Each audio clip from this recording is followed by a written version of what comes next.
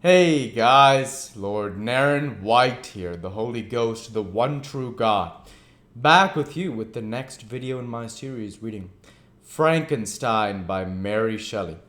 Without further ado, returning to Frankenstein as read by Lord Naren White.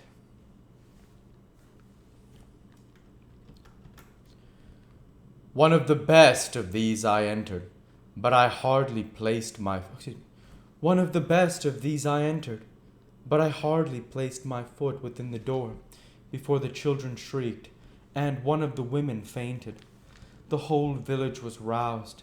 Some fled, some attacked me, until, grievously bruised by stones and many other kinds of missile weapons, I escaped to the open country, and fearfully took refuge in a low hovel, quite bare, and making a wretched appearance after the palaces I had beheld in the village. This hovel, however, joined a cottage of a neat and pleasant appearance, but after my late dearly bought experience, I dared not enter it. My place of refuge was constructed of wood, but so low that I could, with difficulty, sit upright in it. No wood, however, was placed on the earth, which formed the floor, but it was dry, and although the wind entered it by innumerable chinks, I found it in an agreeable asylum from the snow and rain. Here, then, I retreated and lay down happy to have found a shelter, however miserable, from the inclemency of the season, and still more from the barbarity of man. As soon as morning dawned, I crept from my kennel, that I might view the adjacent cottage, and discover if I could remain in the habitation I had found. It was situated against the back of the cottage, and surrounded on the sides, which were exposed by a pigsty and a clear pool of water. One part was open, and by that I had crept in, but now I covered every crevice by which I might be perceived with stones and wood, yet in such a manner that I might move them on occasion to pass out. All the lights I enjoyed came through the sty, and that was sufficient for me. Having thus arranged my dwelling and carpeted it with clean straw, I retired, for I saw the figure of a man at a distance, and I remembered too well my treatment the night before to trust myself in his power. I had first, however, provided for my sustenance for that day by a loaf of coarse bread, which I purloined, and a cup with which I could drink more conveniently than from my hand of the pure water which flowed by my retreat. The floor was a little raised, so that it was kept perfectly dry, and by its vicinity to the chimney of the cottage it was tolerably warm. Being thus provided, I resolved to reside in this hovel until something should occur which might alter my determination. It was indeed a paradise, compared to the bleak forest, my former residence, the rain-dropping branches, and dank earth. I ate my breakfast with pleasure, and was about to remove a plank to procure myself a little water, when I heard a step, and looking through a small chink, I beheld a young creature with a pail on her head, passing before my hovel. The girl was young and of gentle demeanor, unlike what I have since found cottagers and farmhouse servants to be. Yet she was meanly dressed, a coarse blue petticoat, and a linen jacket being her only garb. Her fair hair was plaited but not adorned. She looked patient yet sad. I lost sight of her, and in about a quarter of an hour she returned bearing the pail, which was now partly filled with milk. As she walked along, seemingly incommoded by the burden, a young man met her, whose countenance expressed a deeper despondence. Uttering a few sounds with an air of melancholy, he took the pail from her head and bore it to the cottage himself. She followed, and they disappeared.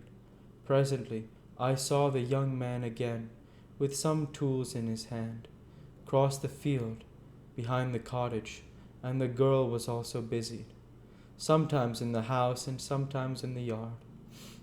On examining my dwelling, I found that one of the windows of the cottage had formerly occupied a part of it, but the panes had been filled up with wood. In one of these was a small and almost imperceptible chink through which the eye could just penetrate. Through this crevice a small room was visible, whitewashed and clean, but very bare of furniture. In one corner near a small fire sat an old man leaning his head on his hands in a disconsolate attitude.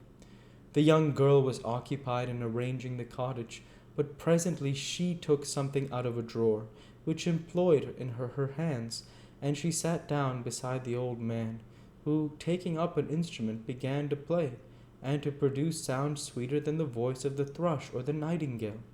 It was a lovely sight, even to me, poor wretch who had never beheld aught beautiful before. The silver hair and benevolent countenance of the aged cottager won my reverence, while the gentle manners of the girl enticed my love. He played a sweet mournful air, which I perceived drew tears from the eyes of his amiable companion, of which the old man took no notice, until she sobbed audibly. He then pronounced a few sounds, and the fair creature, leaving her work, knelt at his feet. He raised her and smiled with such kindness and affection that I felt sensations of a peculiar and overpowering nature. They were a mixture of pain and pleasure, such as I had never before experienced, either from hunger or cold, warmth or food, and I withdrew from the window, unable to bear these emotions. Soon after this the young man returned, bearing on his shoulders a load of wood. The girl met him at the door, helped to relieve him of his burden, and, taking some of the fuel into the cottage, placed it on the fire. Then she and the youth went apart into a nook of the cottage, and he showed her a large loaf and a piece of cheese. She seemed pleased, and went into the garden for some roots and plants, which she placed in water and then upon the fire. She afterwards continued her work, whilst the young man went into the garden, and appeared busily employed in digging and pulling up roots. After he had been employed thus about an hour, the young man joined him, and they entered the cottage together. The old man had, in the meantime, been pensive, but on the appearance of his companions he assumed a more cheerful air, and they sat down to eat. The meal was quickly dispatched. The young woman was again occupied in arranging the cottage. The old man walked before the cottage in the sun for a few minutes, leaning on the arm of the youth. Nothing could exceed in beauty the contrast between these two excellent creatures. One was old, with silver hairs and a countenance beaming with benevolence and love.